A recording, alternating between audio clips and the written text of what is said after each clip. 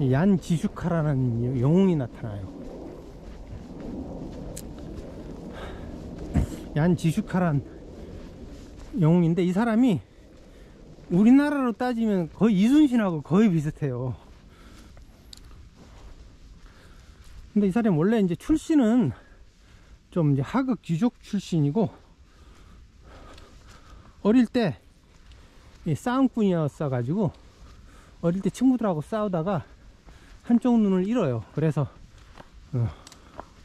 애꾸눈이라는 별명이 있고, 그때 당시에 이제 그 15세기 초에 보헤미아 쪽에 내전이 일어나 가지고, 그 내전에 휘말려 가지고 이게 지슈카가 산적이 돼요. 그래서 그때 이제 좀 게릴라 전술을 익히고, 그리고 1410년에 그룬발트 전쟁이라는 게 일어나는데, 이게 이제 그 당시에 그 폴란드하고 리투아니아하고 독일 지역의 그 투튼 기사단 사이에 이렇게 전쟁이 벌어졌는데, 거기에 이제 보헤미아는 이제 폴란드하고 리투아니아 그 연합군 쪽에 참전을 해요. 그래가지고 그때 이제 이 지슈카가 기병을 어떻게 효과적으로 무찌를 것인가, 그런 전술을 익혔을 것이라고 추측을 해요, 사람들이. 양말을 신었는데 발은 조금 덜 시린데, 그리고 한낮이라서 지금 손도 덜 시려가지고 이제 장갑으로 쓰던 지금 양말을 좀 발에다 신었는데, 그래도 좀 발이 좀 시리네요.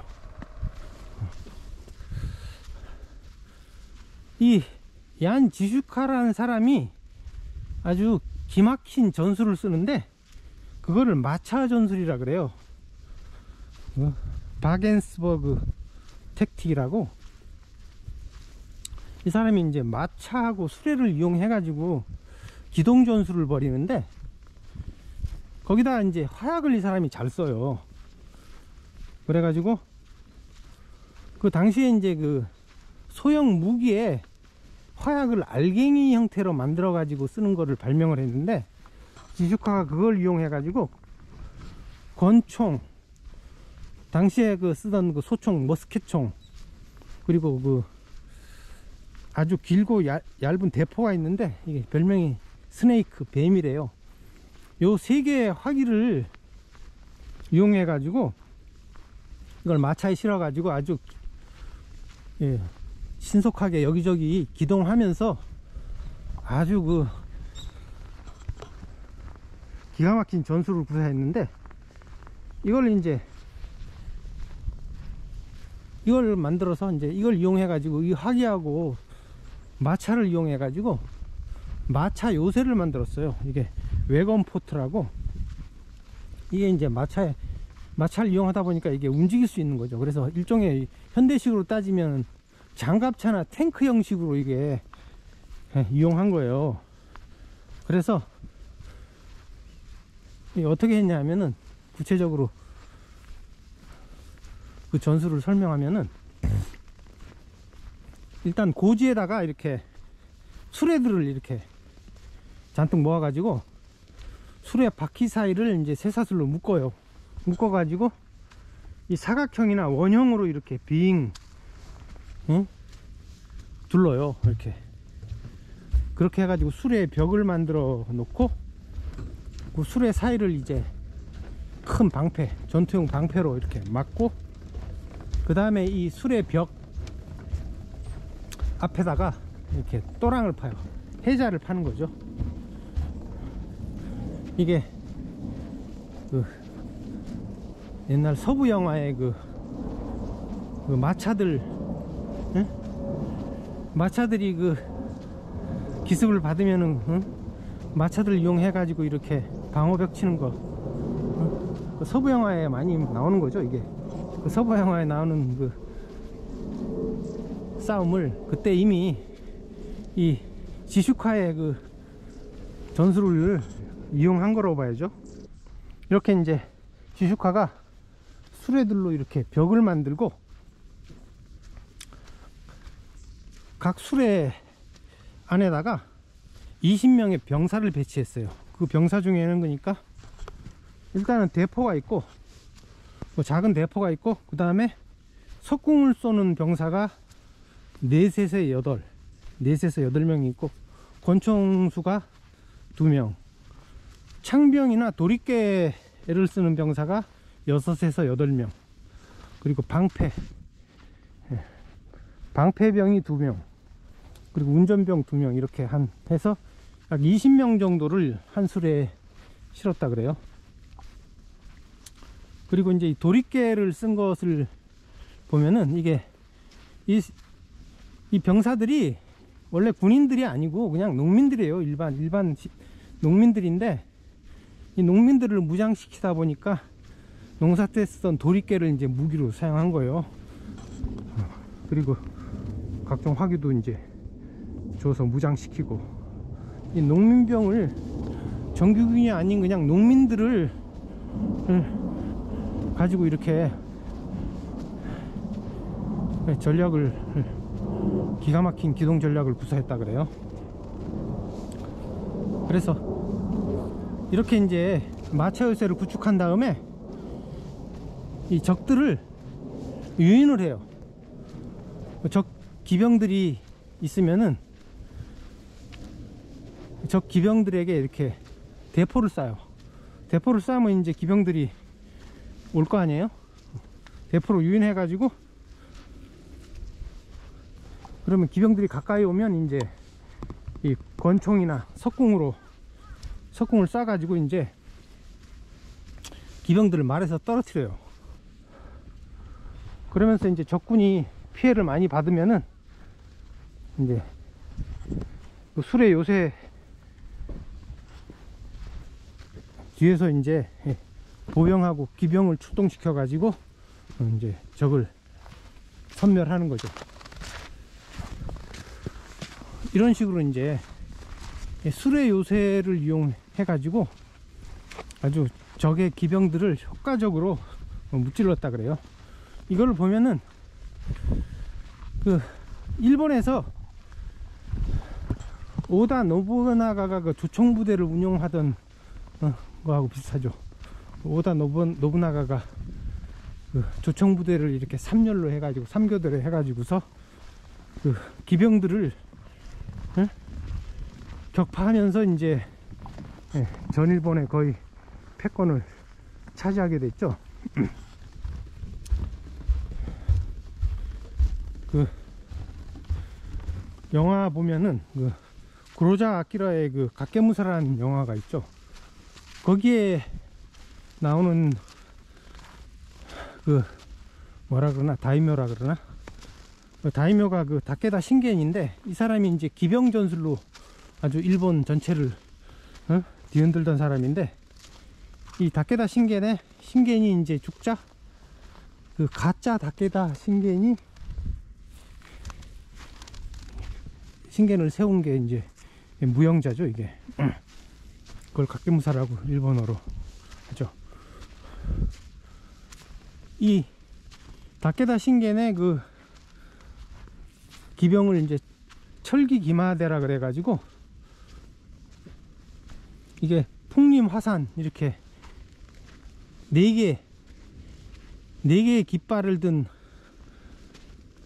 그 사천왕이 지휘하는 그 기마대가 이제 그 당시에 일본 전국시대를 휩쓸고 있었는데, 오다 노부나가의 조총부대가 나오면서 이제 더 이상 기병들이 힘을 못 쓰게 됐죠.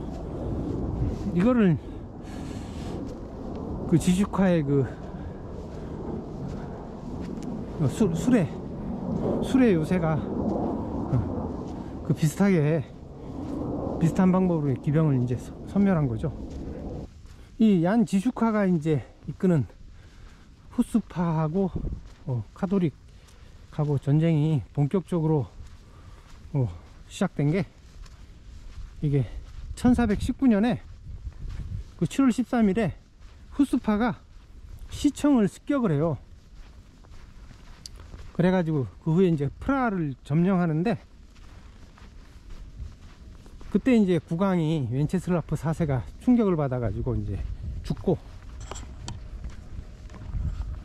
그 이복 동생이 이제 헝가리 왕이었는데, 이 지기스문트가 이제 자기가 이제 보헤미아의 새로운 왕이라고 주장을 해요. 근데 이제 이 보헤미아 사람들이 인정을 안 해요.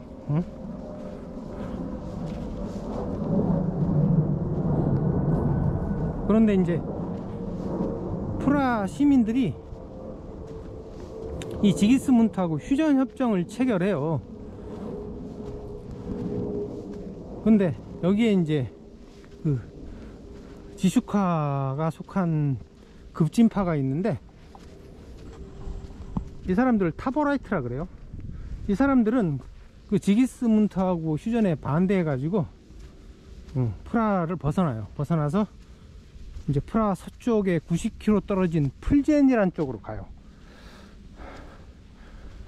그러니까 이때 이제 이 후스파 내부에서 이제 분열이 일어나요. 그래서 이 지슈카가 속한 타보라이트는 주로 농민들로 구성이 돼 있어 가지고, 이 사람들은 위클리프의 교리, 그러니까 후스의 교리를 그대로 아주 따르는 사람들이에요. 그래서 이 사람들은 교회의 기존 계층 구조를 혁파하고 교회 소유물을 세속화해야 된다 그러고, 계급, 사유재산, 세금을 철폐할 것을 주장하고, 카톨릭의 탐욕을 없애고 성서에 적힌 초기교회의 금욕주의로 돌아가야 한다고 주장을 했어요. 그리고 이제 교인이라면 누구나 설교할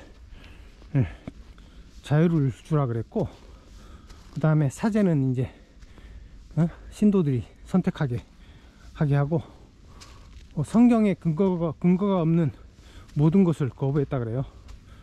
성자하고 우상숭배, 금식, 불필요한 휴일, 서약, 죽은 자를 위한 기도, 고해성사, 면죄부, 견진성사, 병자성사, 이런 성례전들 부정하고, 그 다음에 또 이 사람들도 위클리프처럼 종말이 올 것으로 보고 하나님의 왕국을 칼로 방어하고 율법의 적을 멸하는 것이 목표였다 그래요. 그리고 성서에 기반한 엄격한 통치를 했고, 그래서 작은 죄를 저질러도 살인죄에 적용해가지고 사형시켰겠죠.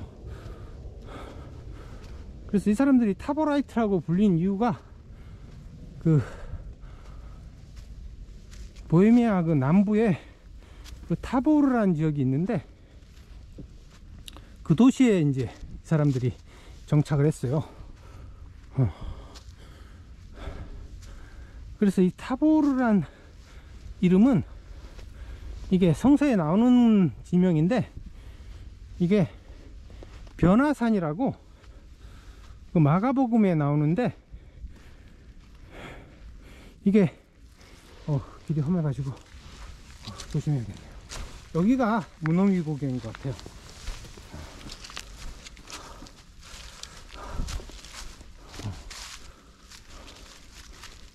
아주 좁은 길인데 여긴 눈이 없네요.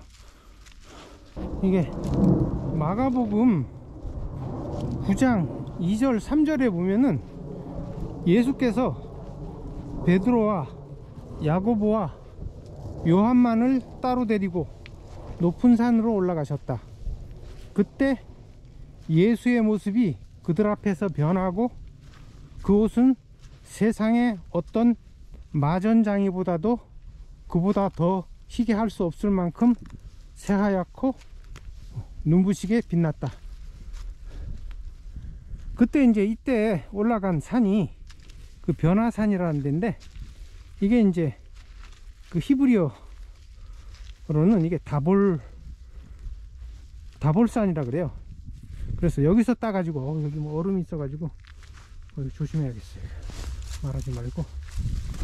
이거 장판 미끄러지겠네.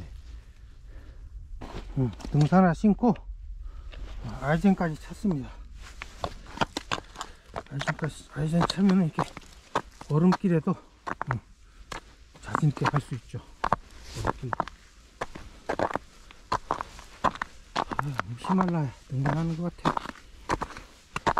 이 급진파인 타보라이트들이 그 마가복음에 나오는 변화산 다볼산의 이름을 따가지고 다보르라는 도시를 세워가지고 이 변화산에 나중에 이제 예수가 재림한다는 소문이 있는데, 얘기가 있는데, 이 타보라이트들도 이제 자기네 세운 타보르라는 도시에 예수가 재림할 것이라고 믿었겠죠.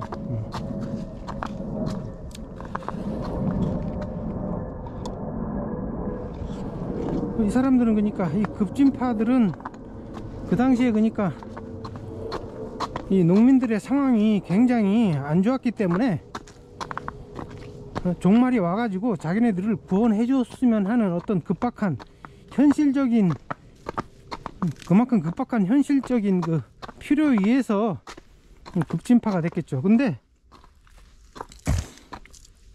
그 온건파, 프라하에 남은 온건파들은 대부분 보면은 이렇게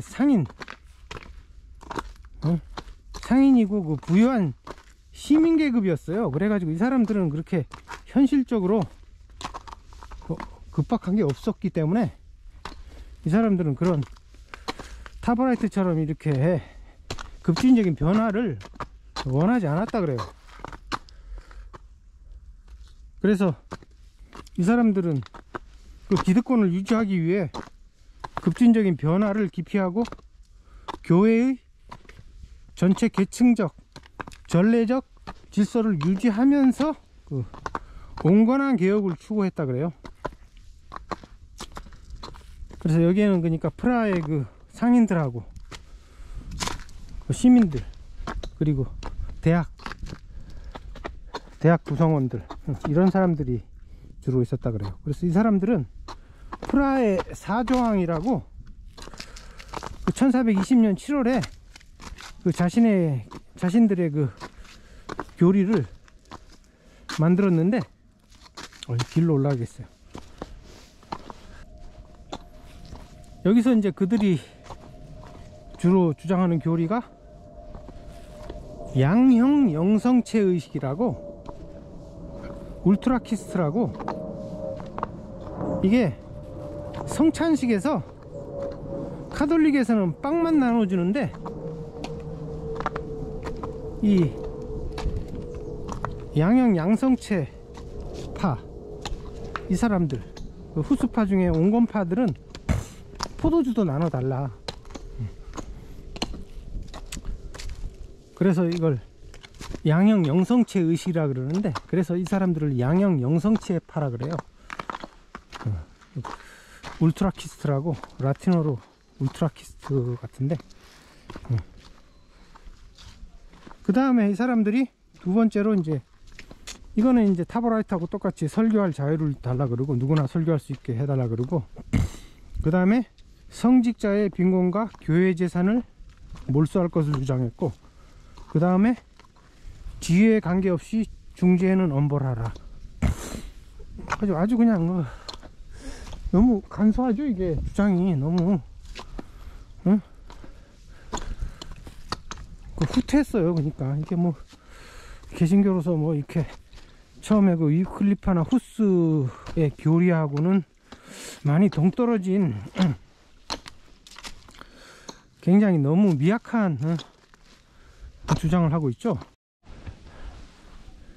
여기가 계곡인데, 관악산 계곡인데, 저쪽에 누가 뭐 비닐하우스인지 텐트인지 치고 떠들고 있네요. 여기로 쭉 내려가면 안양 연지가 나와요. 그래서 이 타보라이트하고 이제 뭘로 가야지? 길이 갈리는데 이쪽은 올라가는 길 같고 이쪽으로 가야 될 것 같아요.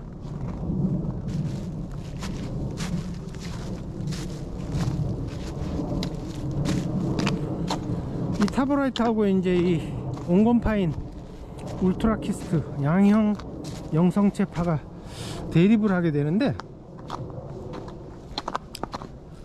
근데 이제 이게 보헤미아 왕을 그 헝가리 왕 지기스문트가 자기가 이제 그 전왕인 그 웬체슬라프 4세 동생이라고 자기가 새 보헤미아 왕이라고 주장하니까 이 보헤미아의 그 귀족들이 반대해 가지고 후스파에 합류해요. 그래 가지고 이제 후스파가 강력해지는 거죠.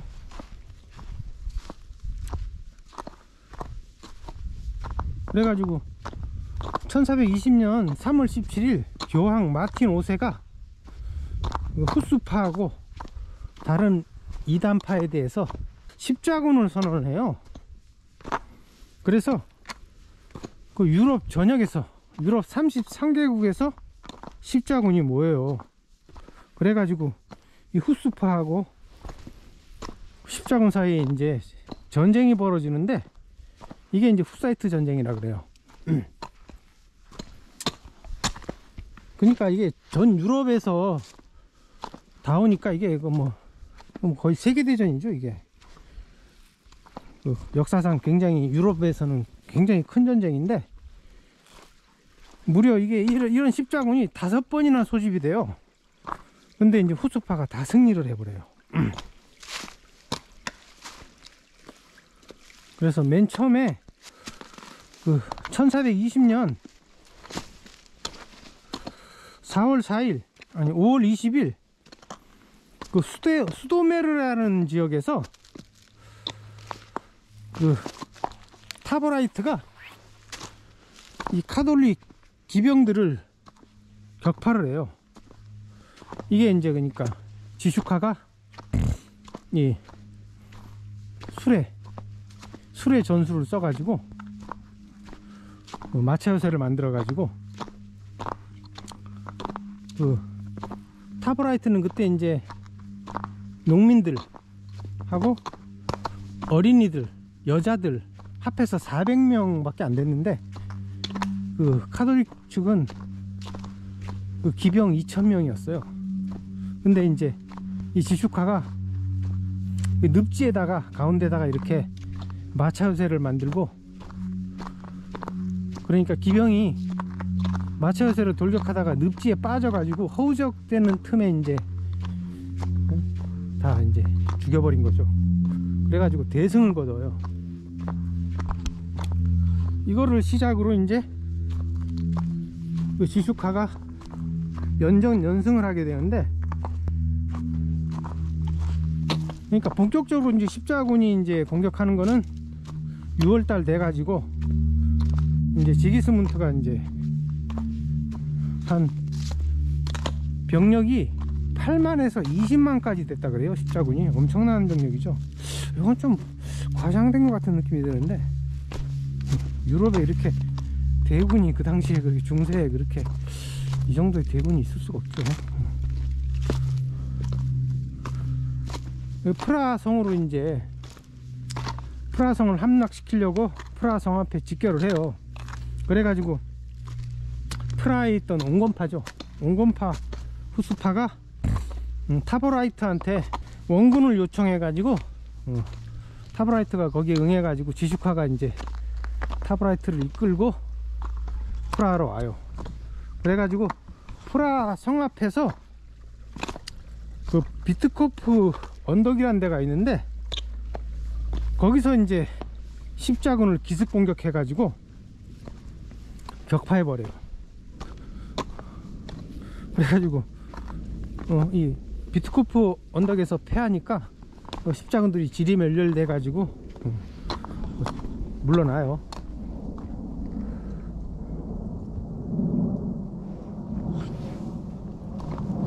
그래가지고 1차 십자군이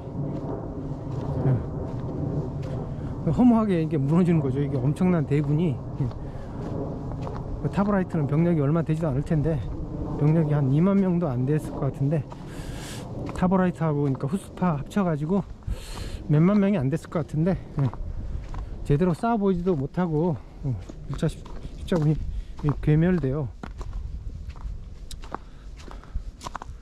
그래서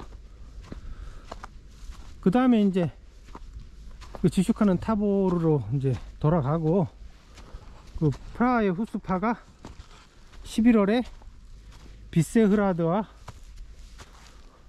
흐라드카니의 성을 함락하고, 이제 그 다음에 보헤미아 전체 지역을 장악해요. 그래서 그 다음해인 1421년 6월에 임시정부를 구성하고, 거기에 이제 지슈카는 타버라이트 대표 2명 중에 1명으로 참여를 해요.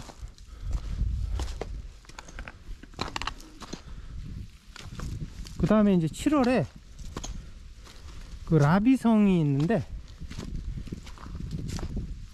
라비성을 이제 지슈카가 타버라이트를 이끌고 공격을 하는데, 그때 이제 적병들이 쏜 석궁이 나무를 스치고 지나가면서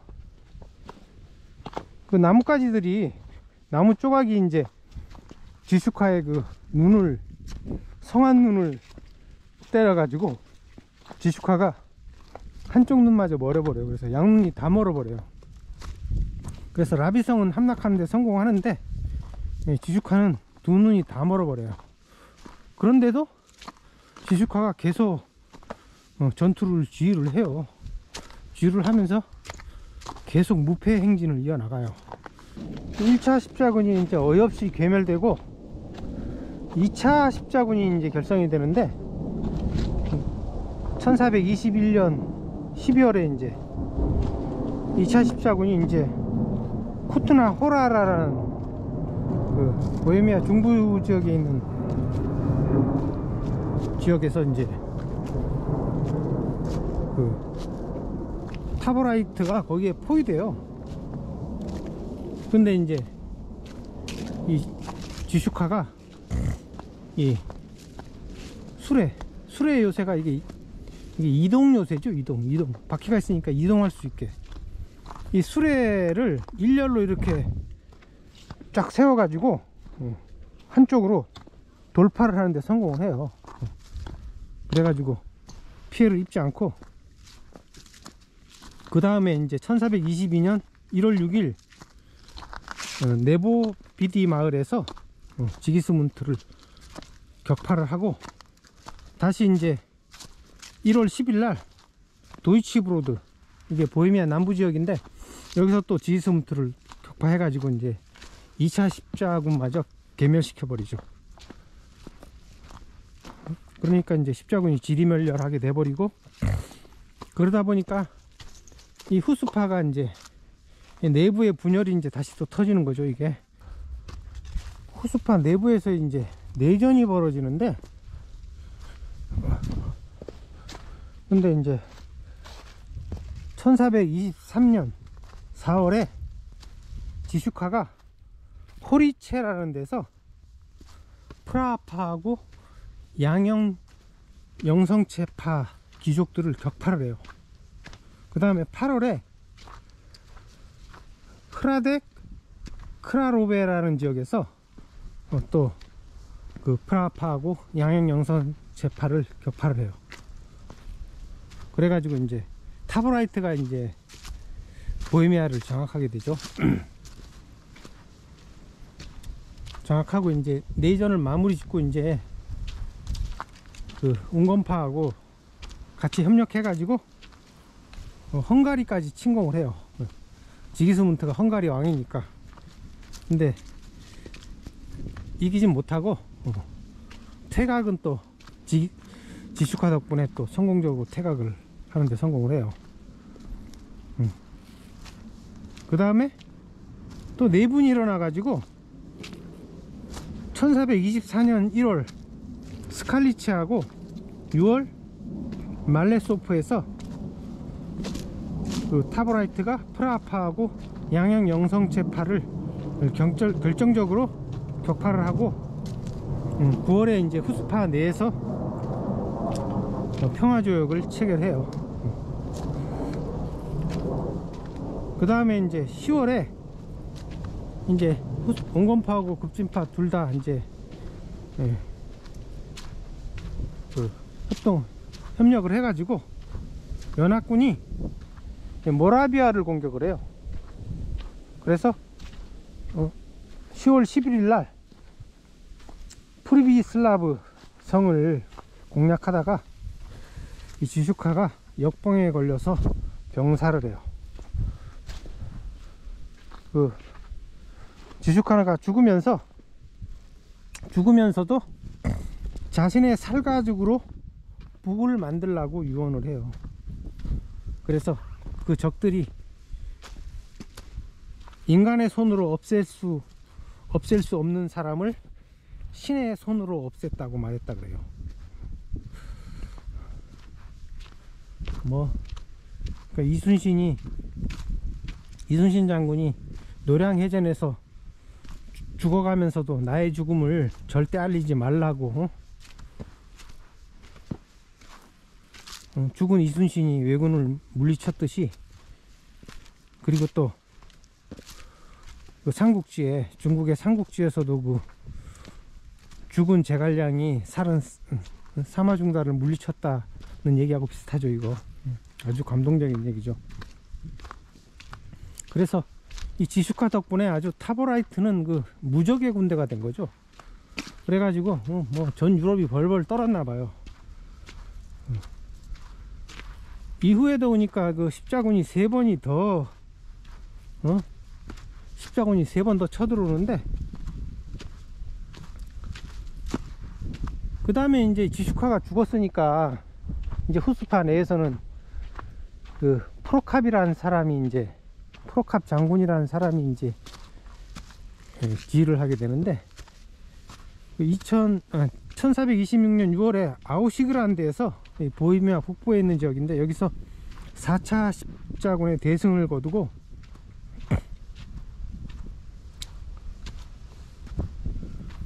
그러니까 1430년에 그 잔다르크가 후스파한테 협박을 해요. 협박 편지를 보내요.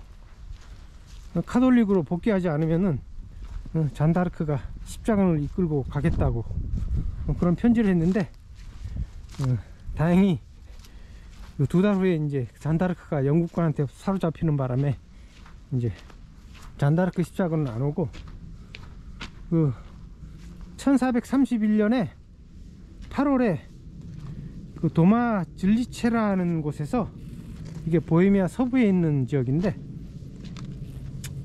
5차 십자군이 이제 쳐들어왔는데, 5차 십자군하고 이제 후스파하고 전쟁이 벌어졌는데,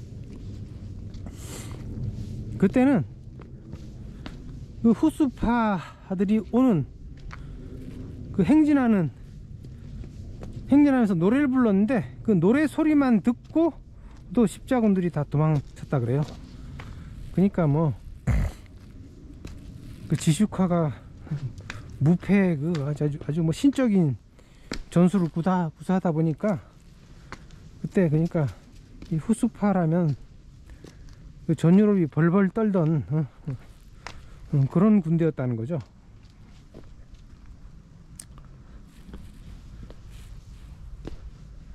그래서 결국은 이제 1433년에 보헤미아 모라비아에 의해서 프라하의 사조항에 합의하고, 그러니까 급진파 주장대로 간 게 아니라 이제 온건파 주장대로 간 거죠. 근데 그거에서도 더 물러서 가지고 사제를 배치하고 성직자의 세속 권력을 허용했다 그래요. 그리고 설교의 자유는 조건부로 허용하고, 그렇게 타협을 받는데 타보라이트는 거부를 했어요. 그래가지고, 그런데 이제 다시 또 이제 온건파와 급진파 사이에 내전이 벌어졌는데, 1434년 5월 리판이라는 지역에서, 이게 프라하 안에 있는 지역인데, 이 타보라이트가 양형 영성체파하고 카톨릭 연합군한테 패해요. 패하면서 이제 타보라이트는 이제 사라지고, 그 온건파만 남아가지고 1436년에 7월에 바젤 협약을 통해 가지고 후스파를 인정하는 걸로, 카톨릭에서 인정하는 걸로 바젤 공의회에서 타협을 봐요.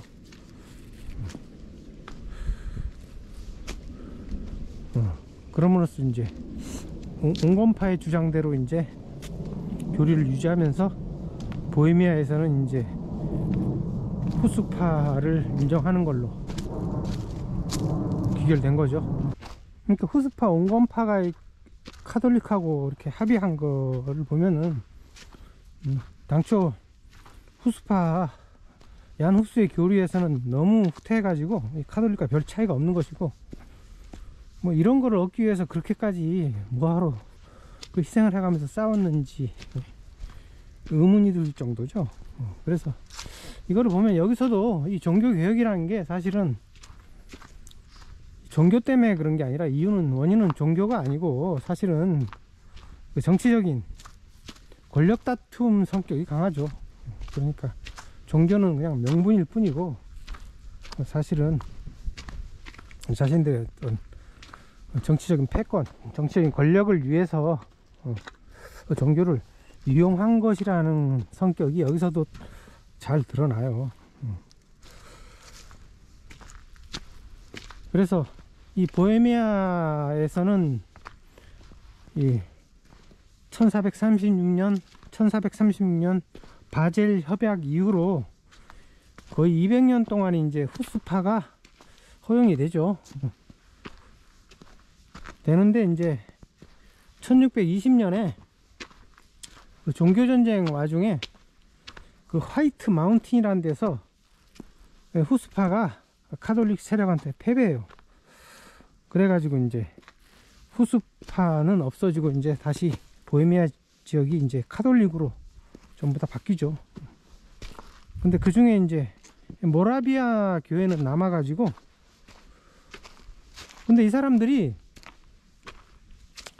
교세는 얼마 안 되는데 이 사람들이 전 세계로 이렇게 포교를 해요. 그래가지고 2000명을 이렇게 선교사를 보내가지고 전 세계에 모라비아 교회를 퍼뜨려요. 그래가지고 지금까지 모라비아 교회는 남아있죠.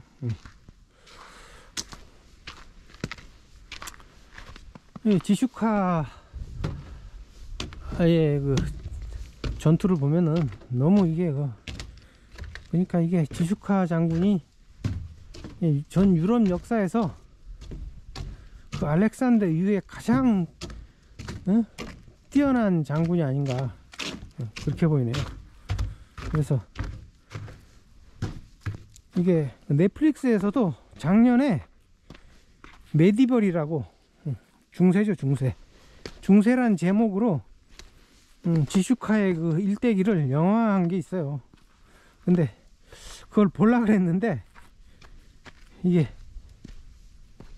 우리나라에서는 그걸 안 하더라고요. 그 체코 지역만 틀어주는 넷플릭스용 영화인 것 같아요. 영어도 안 되고 그래서 포기했어요. 그리고 뭐 옛날에 그 1950년대 만든 또 얀 지슈카라는 영화가 있는데 그건 너무 오래된 영화인데 유튜브에 있어요. 그거 뭐 보헤미아어로 돼 있어 가지고 우리가 영어도 없더라고요. 영어 자막도 없어. 그래서 어떻게 볼 수가 없고 20분짜리 애니메이션 영화가 있는데 밑에 링크 걸어 드릴게요. 거기에는 이제 영어 자막이 있어요. 한글 자막도 있고. 그래서 20분짜리 너무 짧아서 유감인데 그거라도 보면 좀 도움이 될 거예요. 지금까지 개신교의 뿌리에 대해서 알아봤는데, 그러니까 그 아르메니아의 그 파울리시안이 7세기에 일어나가지고 10세기에 이제 불가리아에서 복음일파로 이어지고, 이 복음일파가 이제 12세기에 그 프랑스의 카타리파로 이어지고, 그 다음에 13세기에 자유성령운동, 그리고 발도파 이렇게 쭉 이어져서 위클리프하고 후스파까지 이렇게 쭉 알아봤는데, 이것들이 보면은 이제 나중에 이제 루터하고 켈빈의 종교개혁에 대해서도 얘기하겠지만은, 사실은 이렇게 엄청난 전쟁을 치러가면서 엄청난 피를 뿌려가면서 이렇게 개혁을 했다 그러는데, 그 개혁의 결과라는 게 굉장히 초라해요. 아까 후스파도 뭐 온건파가 다 영보해버리죠. 뭐 그래서 결국 뭐 남는 건 거의 없는 하나마나한 종교적으로는 그런 개혁이 돼버리고, 나중에 루터나 켈빈도 마찬가지인 것 같아요. 그래서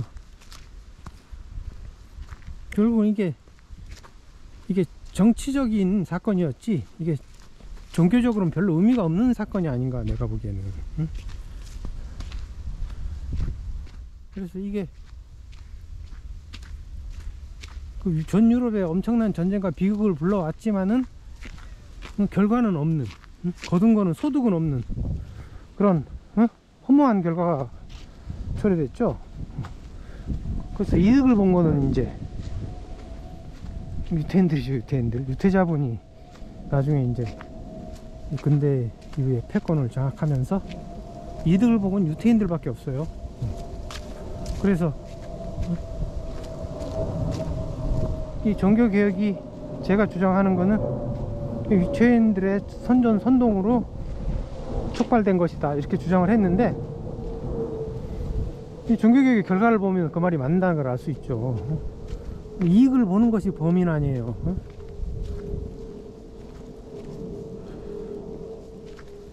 그게 이제 가장 잘 드러나는 게 그 17세기의 영국 청교도 혁명에서 잘 드러나요.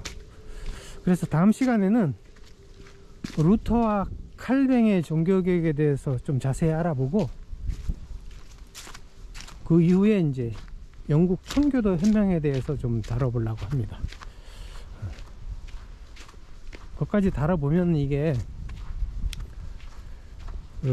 종교개혁과 종교전쟁이 얼마나 그 자본의 힘에 의해서 조정됐는지 알 수 있을 거예요.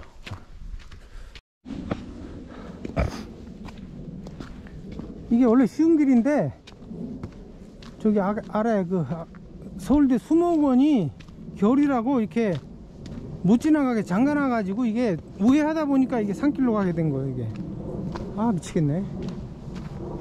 1시간 동안 이 산길을 따라 쭉 왔는데, 이제 안양예술공원이 220m 남았대요. 1시간 동안 등산을 했어요. 이 서울대 수목원 때문에 생고생을 하네.